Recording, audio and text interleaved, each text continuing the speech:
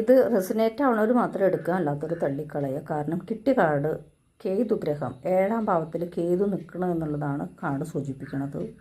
എല്ലാവർക്കും ചിലപ്പോൾ 7ാം ഭാവത്തിൽ കേതുവിൻ്റെ അപഹാരം ഉണ്ടായിരിക്കില്ല. റെസിനേറ്റ് ആയിട്ട് 7ാം ഭാവത്തിൽ കേതു നിൽക്കുന്ന ആൾക്കാർ അവർ വളരെയധികം പ്രതിസന്ധികൾ നേരിടുമെന്നാണ് കാണിക്കുന്നത്. അപ്പോൾ ഒന്ന് സ്വയം പിൻവലിൽ നിൽക്കുന്നത് നല്ലതാണ്.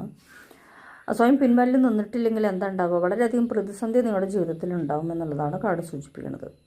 ഇല്ലെങ്കിൽ നിങ്ങൾക്ക്, അതായത് ഇപ്പോൾ എടുത്തു ചാടി എന്തെങ്കിലും ജീവിതത്തിൽ ചെയ്തിട്ടുണ്ടെങ്കിൽ ഒരു അബദ്ധത്തിൽ പോയി പെടും, അല്ലെങ്കിൽ പ്രതിസന്ധികൾ, അത് കാരണം കൊണ്ട് തന്നെ പ്രതിസന്ധികൾ വരും. ഇപ്പോൾ വല്ല ബിസിനസ് തുടങ്ങുക, അല്ലെങ്കിൽ വല്ല പുതിയ റിലേഷൻഷിപ്പ് തുടങ്ങുക, അതുപോലെ പുതിയ പഠനങ്ങളോ കോഴ്സുകളോ ഒക്കെ പോയി ചെയ്യുമ്പോൾ ഒന്ന് സ്വയം പിൻവലിൽ നിൽക്കാനാണ് പറയണത്. അതൊരു 8 മാസം വരെ സ്വയം പിൻവലിൽ നിന്നിട്ടുണ്ടെങ്കിൽ നിങ്ങൾക്ക് എന്തുണ്ടാവും, നിന്നില്ലെങ്കിൽ പ്രതിസന്ധികൾ നേരിടും, നിന്നിട്ടുണ്ടെങ്കിൽ സംരക്ഷിക്കപ്പെടുന്നതാണ്. അപ്പോൾ ഇതിൻ്റെ കാഠിന്യം കുറയ്ക്കാൻ വേണ്ടിയിട്ട് നവഗ്രഹങ്ങളുള്ള ക്ഷേത്രത്തിൽ പോയിട്ട് നവഗ്രഹ പ്രീതി നടത്തിയാൽ മതി കേട്ടോ.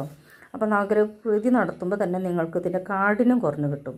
അപ്പോൾ ഇപ്പം നിങ്ങൾ എടുത്ത് ചാടിയിട്ട് പുതിയ ചിലപ്പോൾ വിദേശത്തേക്ക് പോകാനായിരിക്കാം, കുറേ പൈസ കൊടുത്തിട്ട് പുതിയ കോഴ്സ് പഠിക്കാനോ പഠനത്തിനോ അല്ലെങ്കിൽ ജോലിക്കായിട്ട് പോകാനായിരിക്കാം. അപ്പോൾ അത് കാരണം കൊണ്ട് ഇപ്പോൾ ഒന്ന് പിൻവലിൽ നിൽക്കുകയാണ് നിങ്ങൾക്ക് നല്ലത് എന്നുള്ളതാണ്. ഇത് റെസിനേറ്റ് ആയവർ മാത്രം എടുക്കുക, അല്ലാത്തവർക്ക്, അതായത് 7ാം ഭാവത്തിൽ കേതുള്ളവർ മാത്രമാണ് ഇത് സ്വീകരിക്കേണ്ടുള്ളൂ കേട്ടോ.